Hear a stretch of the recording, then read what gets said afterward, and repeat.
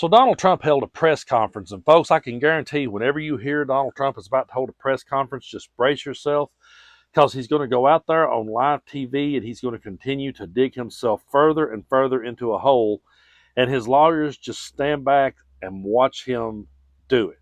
I can't imagine being his legal team standing there watching this guy just disintegrate right on national television, and there's nothing they can do to rein him in because in his little mind he has everything figured out and he's bringing receipts. But this video here I'm so excited to make because we always bring receipts here on the channel. We always bring receipts on the Midas Touch Network.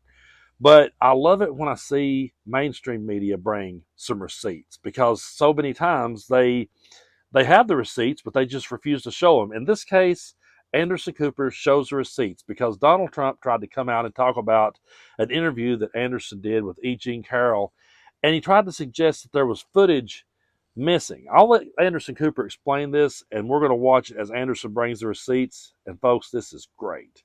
Thing that Donald Trump said today that I want to point out because it kind of involves me, and he seemed to imply something that is unfounded.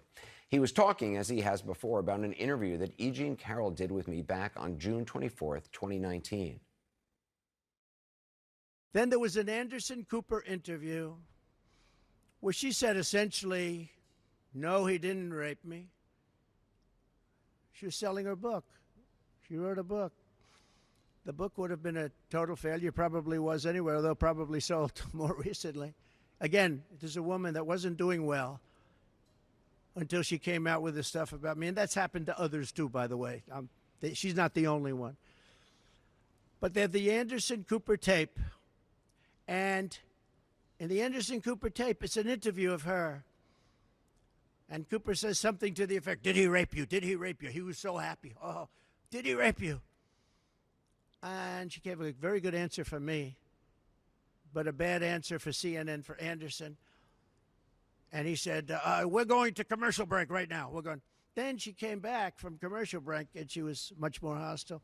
But this man wouldn't let us use the tape or the proper questions having to do with the tape.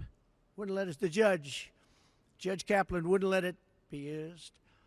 We wanted to get the outtakes. In other words, what did Anderson Cooper talk to her about during that intermission for a commercial that he called for immediately? Where do you see this? I mean, some of you have seen it, some of you haven't. We're going to commercial break right now. And so what happened is we weren't able to use it. Now, see, this is what I love about this, because right there is usually as far as it goes with Trump supporters. They hear that, they latch onto it. That's their newest conspiracy theory. Oh, there's footage of the interview between Anderson Cooper and E. Jean Carroll that they don't want you to see. And if Trump would have been allowed to present that, we would have saw through the whole thing. But the funny part is, folks, they really have nothing here. And this is so damn good to watch. Take a look. This was part of my interview with E. Jean Carroll that took place in my show on CNN in 2 blocks, 2 segments separated by a commercial break. Now, this is what you would have seen if that night you were watching at home or wherever, and we went to commercial and then came back from commercial. We're not going to actually play the entire commercial break you would have been watching. So take a look. I was not thrown on the ground and ravished, which the word rape carries so many sexual connotations. This was not sexual. It hurt. Well, I think most people think of rape as it is a violent assault. It is not. I think most people think of rape as being sexy. Let's take a short break. Think of the fantasies. We're going to take a quick break. If you can stick around, we'll talk more on the other side. You're fascinating to talk to.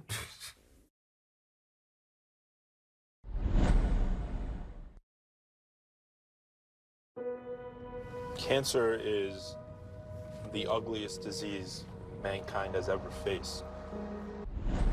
We're now in my conversation with E. Jean Carroll and the president's latest denial of her sexual violence allegations against him. He said, quote, "She's not my type." Okay, I'm pretty sure you guys can already see where this is going. And the part that Trump wasn't telling his audience, and the part that they will probably refuse to hear even once we bring this receipt, is that there wasn't a 4-minute break where they sat there and he coached her to say anything. Let's keep rolling.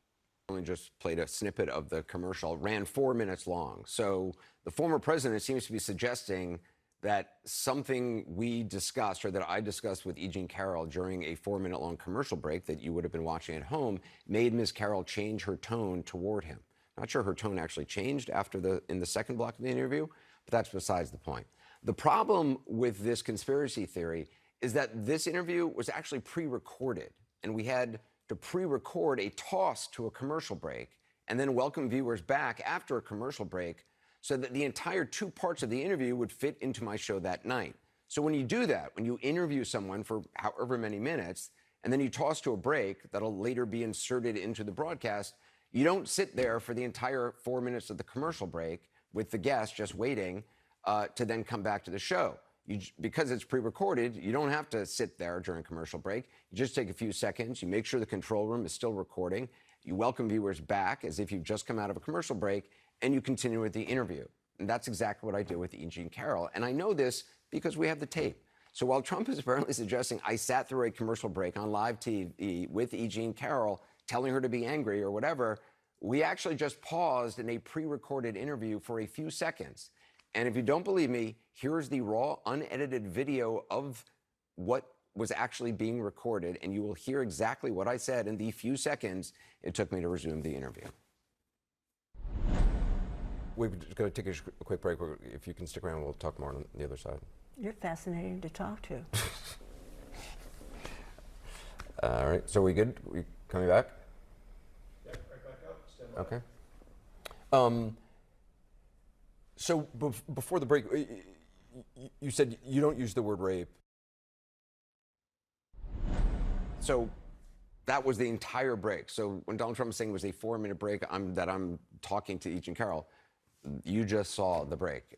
And that weird look I have is how I could talk to my control room, because when I'm saying, okay, we good, we coming back, okay, I'm talking to a producer in the control room who's talking to me in my earpiece right here, making sure that we're good on time, we're still recording, and I can immediately resume the interview. That's what happened in this break in the interview that Trump was once again talking about today. So Donald Trump says that if they could have just showed the footage, if they could have just got a hold of that and showed that to the judge, everyone would have saw through E. Jean Carroll. But it turns out there was just that little brief pause in between takes. And as a musician, I totally got that when I saw it, because there are so many times that I overdub lead guitar parts onto my songs, and I don't stand there and listen to the song 2 minutes in till my lead solo comes up. The producer just pulls it up to the spot where he always says to me, I'll give you a little bit of lead in. I'll give you a little bit of lead in to know where you're at in the song, and then you take it from there. And that's what happened. So you know what? I would love for Anderson Cooper to bring Trump on CNN, sit him down in a chair and say, here you go, Trump. This is exactly what you've been looking for. This is the never before seen, unseen footage of my conversation with E. Jean Carroll in between takes. And we could just see Trump's face drop, because the guy has nothing. And folks, I want to remind everybody, this is not 2016. When Trump made his grab him by the you-know-what comment back then, and all that came out on him, he was able to use the phrase locker room talk. I'm not saying that excuses it, but I'm just saying at that particular point in time, he was able to use that. And a lot of people were sick of the system. They were sick of the same old thing. There were people on both sides of the aisle that were tired of seeing the same players in the game. And so it was like, okay, let's give this guy a shot. You know, he's a supposed successful businessman. We all know he's not, but that's what a lot of people were conned into believing. And you know, he's an entrepreneur. He's a celebrity. Let's let him have the ball and run with it. And they could easily pass that off as, well, you know how celebrities talk. I mean, come on. But now, when Trump is standing up there debating Kamala Harris, he is a guy who has been found liable of sexual abuse, and he continues to defame E. Jean Carroll even now. He's continuing to do it. And every time this guy opens his mouth at these press conferences, it just gets worse. So you know what? I say let this guy keep talking. I know it's painful to hear. I have so many people write me messages, leave comments saying, Brando, I mute the videos whenever you play Trump's voice. I mute it till you come back, because I can't stand to hear his voice. Listen, folks, we're all tired of hearing his voice, okay?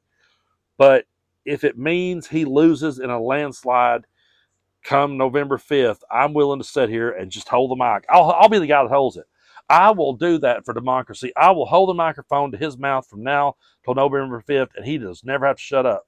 He can just go live here on the channel from now to then, and I'll just hold the microphone to let him continue to dig his own hole so that we can finally move past this once and for all. This guy is an absolute train wreck, a complete train wreck.